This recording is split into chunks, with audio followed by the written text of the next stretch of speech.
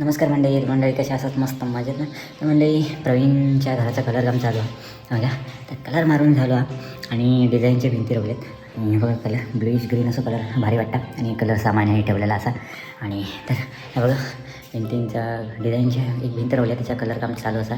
त्याच्यावर स्ट्रक्चर मारूचा असा टेपिंग चालू आहे, मास्किंग टेपिंग चालू आहे. मग तसं मास्किंग टेपिंग करून घे. चला तुमचं दाखवते आपण डिझाईन कशी मारतो ते.